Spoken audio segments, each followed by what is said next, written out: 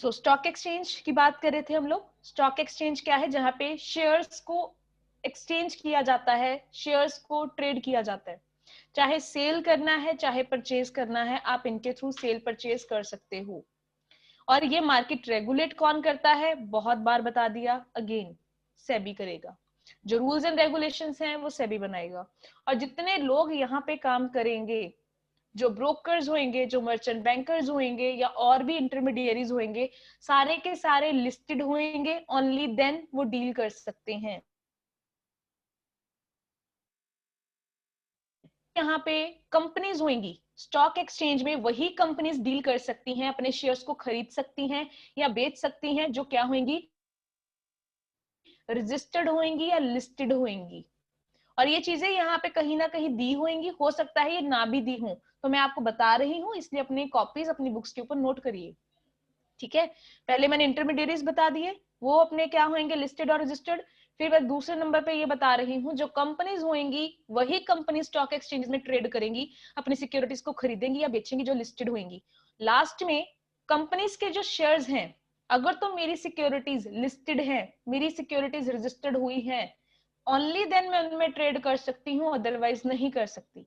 तो यानी कि कहीं ना कहीं हमें ये चीज क्लियर हो गई है कि स्टॉक एक्सचेंजेस में अगर आपके पास कोई अप्रूवल लेटर, कहीं ना कहीं आप ऑथराइज्ड हो, आप जेन्युइन पर्सन हो, या आपके जो भी आपके पास कोई ना कोई प्रूफ है कि आप लोग यहाँ के मेंबर हो, फिर ही आप ट्रेड कर सकते हो, ताकि इन्वेस्टर्स का जो इंटरेस्ट है उसको प्रोटेक्ट किया जा सके, कहीं ना कहीं उनके साथ जो भी गलत ना हो, ऐसे ना हो कि कल को कोई उनका कोई पैसा लेके भाग गया इस चीज से।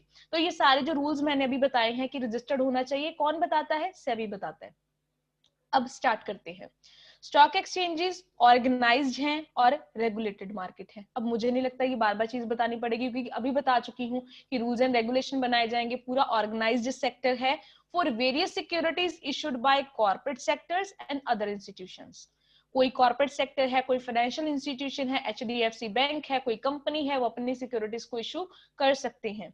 स्टॉक एक्सचेंजेस इनेबल करते हैं आप लोग फ्रीली परचेज और सेल कर सकते हो सिक्योरिटीज में। There is no restriction at all कि आप नहीं कर सकते, कोई ऐसा रीजन नहीं है।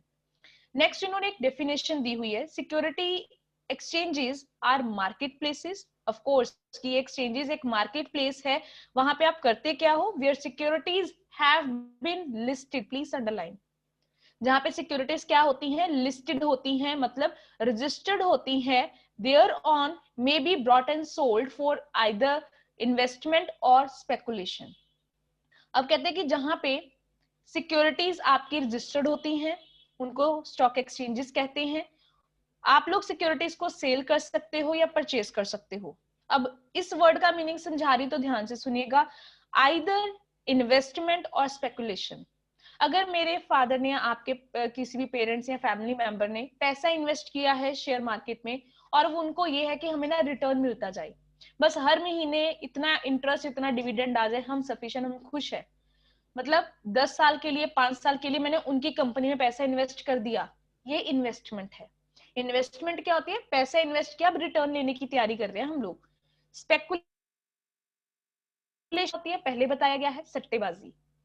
मेरा मकसद ये नहीं है कि मैंने 10 साल तक किसी कंपनी में पैसा लगाना है और वहां से रिटर्न लेना है। मेरा पर्पस क्या है? अब पैसे कम हुए हैं मार्केट में सिक्योरिटीज के, खरीद लो। कल ज्यादा हुए हैं, बेच दो, पैसा कमा लिया, मतलब डिफरेंस जो प्राइसेस का था, मैंने वहां से अपना फायदा कमा लिया, प्रॉफिट कमा लिया। फिर मैंने देखा अब मार्केट में फिर से प्राइस डाउन चले गए हैं, 10 रुपए हो गए हैं, फिर से सिक्योरिटीज खरीद लो। अब प्राइजेस 30 रुपए हो गए, अब बेच दो। This what is this? This is speculation. समझ में आ गया? इन्वेस्टमेंट ये होती है जब पैसा इन्वेस्ट कर दिया है, अब आप रिटर्न जो है एक्सपेक्ट करते हो, या आप लॉन्ग टर्म के लिए जब इन्वेस्टमेंट करते हो।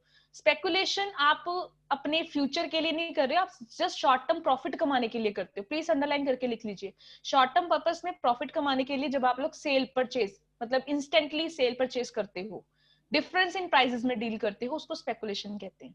आई होप तुम लोगों को ये जो डेफिनेशन है वो समझ में आ गई होगी कि सिक्योरिटी मार्केट वो ऐसी मार्केट है, या एक्सचेंजेस ऐसी मार्केट है जहां पे सिक्योरिटीज लिस्टेड होती हैं, जिनमें आप लोग ट्रेड करते हो, चाहे इन्वेस्टमेंट के लिए करो चाहे स्पेकुलेशन के लिए करो। अब अगेन एक इन्होंने सिक्योरिटी कॉन्ट्रैक्ट एक्ट बनाया है, रेगुलेशन एक्ट, जिसमें रूल्स एंड रेगुलेशंस बताए हैं। अब वो डेफिनेशन क्या कहती है, stock exchange means any body of individual, ठीक है, कोई भी इंडिविजुअल, चाहे वो इनकॉर्पोरेटेड है या नहीं है, मतलब चाहे वो रजिस्टर्ड है या नहीं है, जिनका पर्पस क्या है, ध्यान से सुनिएगा, जिनका पर्पस क्या है, असिस्ट करना, आपकी हेल्प करना, rules and regulations banana, control करना, किसको, buying and selling of securities को, कि लोग जो इन्वेस्ट कर रहे हैं वो सही हो रहा है, कुछ गलत तो नहीं हो रहा, किसी के साथ घोटाला तो नहीं हो रहा, पैसे डूब तो नहीं रहे, ये सब चीजों को इनकॉर्पोरेट मतलब चेक किया जाता है, देखा जाता है, ये कॉन्ट्रैक्ट एक्ट कहता है। Every stock exchange has a specific location, ठीक है। अब इंडिया में इन्होंने लिखा है 24 स्टॉक एक्सचेंजेस है एट प्रेजेंट। ये चीज मैंने पहले भी बताई है, क्योंकि मैं हर बार जब ये बोलती हूँ ना, मैं 3 एक्सचेंजेस का नाम लेती हूँ, तो मैं हमेशा बोल देती हूँ मेनली, और बाकी मैंने बोला बहुत सारी और भी है। 24 टोटल है, उन्होंने इंडिया में बात करी है। आउट ऑफ दीज एनएससी, ठीक है, यानी कि national stock exchange of India, and over the counter exchange of India are the India level stock exchanges, ठीक है। तो ये इंडिया लेवल के ऊपर मेनली यहाँ पे 2 दी हैं, ठीक है, बीएससी बॉम्बे स्टॉक एक्सचेंज भी आ जाता है, बाकी जो है टोटल ऑल ओवर हम बात करेंगे, कि उनके नाम आई थिंक लिस्ट आगे दी होगी इन्होंने। अब हम बात करते हैं, इन्होंने दलाल स्ट्रीट की बात करी है, ठीक है, ये भी मैं आप लोगों को बाद में पूरा इसका जो है बताऊंगी।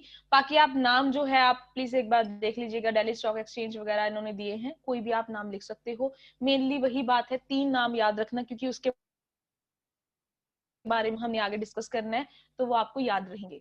अब फीचर्स पढ़ेंगे स्टॉक एक्सचेंजेस के। फर्स्ट वन इन्होंने जो लिखा हुआ है, स्टॉक एक्सचेंज होता क्या है, मीनिंग क्या है इसका, जो मीनिंग है वही इन्होंने फर्स्ट लाइन लिखी है। स्टॉक एक्सचेंज ऐसा प्लेस है या ऐसी मार्केट है जहां पे सिक्योरिटीज को सेल और परचेज किया जाता है।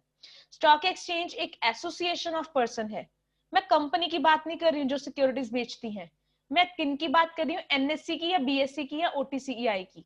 सो ये स्टॉक एक्सचेंज ऐसी एसोसिएशन या ग्रुप ऑफ पर्सन है, चाहे वो रजिस्टर्ड है या नहीं है, इनकॉर्पोरेटेड और नॉट का मतलब तो यही होता है ना।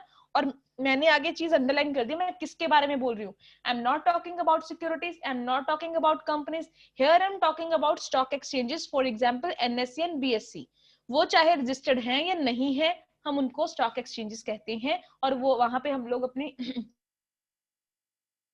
कर सकते हैं। नेक्स्ट लिखा है, trading in an exchange is strictly regulated, of course यहाँ पे हमने कौन सा एक्ट करा है, कॉन्ट्रैक्ट एक्ट पढ़ा था, कि जो भी ट्रेडिंग है वो हमारी स्ट्रिक्टली रेगुलेटेड है, रूल्स एंड रेगुलेशंस प्रॉपर्ली बनाए गए हैं वेरियस ट्रांजैक्शंस के लिए, कि कैसे आपकी ट्रांजैक्शंस जो हैं वो क्लियर होंगी, या सब कुछ है इन्वेस्टर के बारे में किसी भी तरीके से। नेक्स्ट लिखा है, जेन्युइन इन्वेस्टर्स जो होंगे, स्पेकुलेटर्स होंगे, वही बाय एंड सेल करते हैं, ठीक है, स्पेकुलेटर वही जो स्पेकुलेशन करेंगे, जो खरीदेंगे या परचेज करेंगे, और इन्वेस्टर जो इन्वेस्टमेंट करेंगे।